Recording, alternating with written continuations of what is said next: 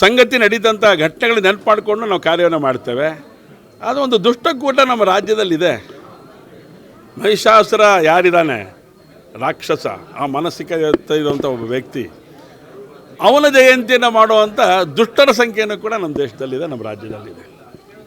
ಇದೊಂದು ವಿಪರ್ಯಾಸದ ಸಂಗತಿ, ನೋವಿನ ಸಂಗತಿ. ಈಗ ಅದಕ್ಕೆ ಇನ್ನೊಂದಷ್ಟು ಬೇರೆ ರೀತಿಯ ಕಲ್ಪನೆಗಳನ್ನು ಕೊಡ್ತಾ ಇದ್ದಾರೆ. ಯಾರಿಗೂ ಬೇಡದೇ ಇರುವಂಥ ಸಂಗತಿಗಳನ್ನು ಇವರು ತರ್ತಾ ಇದ್ದಾರೆ. ಇದು ಸಮಸ್ತ ಹಿಂದೂ ಧರ್ಮಾಭಿಮಾನಿಗಳಿಗೆ, ಸಮಸ್ತ ಹಿಂದೂ ಸಮಾಜಕ್ಕೆ ಮಾಡ್ತಿರೋಂಥ ಅಪಮಾನದ ಸಂಗತಿ ಅಂತೇಳಿ ನನಗಂತೂ ಅನಿಸ್ತಾ ಇದೆ. ಅವರು ಸಾಹಿತಿಗಳು, ಅವರಿಗೆ ನಾವು ಗೌರವ ಕೊಡ್ತೇವೆ. ಆದರೆ ನಿಮಗೆ ಈ ದೇವರಲ್ಲಿ ನಂಬಿಕೆ ಇದೆ ಅಂತ ಕೇಳಿದ್ರೆ ಅವ್ರ ಹತ್ರ ಉತ್ತರ ಇರೋದಿಲ್ಲ. ಅವರು ವಿಗ್ರಹ ಆರಾಧಕರಲ್ಲ. ಅವರು ವಿಗ್ರಹ ಆರಾಧಕರು ಅಲ್ಲದೇ ಇರೋರ ಜೊತೆ ನಮ್ಮ ಸಂಬಂಧದ ಅವಶ್ಯಕತೆ ಇದೆಯಾ ಅಂತ ಕೇಳಿದ್ರೆ ದಸರಾ ಸಂದರ್ಭದಲ್ಲಿ ಇಲ್ಲ ಅಂತೇಳಿ ನಾನು ಹೇಳಲಿಕ್ಕೆ ಇಷ್ಟಪಡ್ತೇನೆ. ದಸರಾ ಅದರದೇ ಆದಂಥ ಮಹತ್ವವನ್ನು ಪಡೆದಿದೆ. ಇದರಲ್ಲಿ ತುಷ್ಟೀಕರಣದ ನೀತಿಗೆ ಇಲ್ಲಿ ಜಾಗ ಇಲ್ಲ. ತುಷ್ಟೀಕರಣದ ನೀತಿ ಎಲ್ಲಿ ತನಕ ಮಾಡ್ತೀರಿ ನೀವು? ನಿಮ್ಮ ಮನೆಗೆ ಕರ್ಕೊಂಡೋಗಿ ಅವರಿಗೆ ಬಾಗಿನ ಸಮರ್ಪಣೆ ಮಾಡಿ ನಿಮ್ಮಲ್ಲಿರುವಂಥ ಏನು ಬೇಕಾದರೂ ಕೊಡಿ ಅವರಿಗೆ.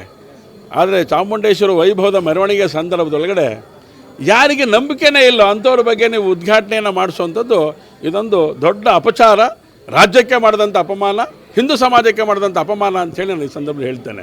ಒಂದು ಮಾತನ್ನು ಹೇಳಿದ್ದಾರೆ, ಇದು ಹಿಂದೂಗಳ ಆಸ್ತಿ ಅಲ್ಲ ಇದು ಅಂಥೇಳಿ. ಇನ್ಯಾರದ್ದು ಆಸ್ತಿ ಇದು? ಚಾಮುಂಡೇಶ್ವರಿ ಹಿಂದೂಗಳ ಆರಾಧ್ಯ ದೇವತೆ. ಆ ಆರಾಧ್ಯ ದೇವತೆಯ ಸ್ಥಾನ ಏನಿದೆ? ಅವಳು ಬಾಳುತ್ತಾ ಇರೋವಂಥ ಜಾಗ ಯಾವುದಿದೆ? ಎಲ್ಲಿ ಕೂತ್ಕೊಂಡು ಆಶೀರ್ವಾದವನ್ನು ಮಾಡ್ತಾ ಇದ್ದಾಳೆ? ಈ ಜಗತ್ತಿಗೆ ಒಳ್ಳೆಯದಾಗಬೇಕು ಅಂತ ಹೇಳ್ತಾ ಇದ್ದಾಳೆ. ಅವಳು ಹಿಂದೂ ಸಮಾಜದ ಆಸ್ತಿ ಅಲ್ಲದೆ ಮುಸಲ್ಮಾನರ ಆಸ್ತಿನ ಅವಳು? ಕ್ರಿಶ್ಚಿಯನ್ರ ಆಸ್ತಿನ ಅವಳು? ಚಾಮುಂಡೇಶ್ವರಿ ಅವಳು, ಆ ಚಾಮುಂಡೇಶ್ವರಿ ಹಿಂದೂಗಳ ಆರಾಧ್ಯ ದೇವತೆ ಅವಳು.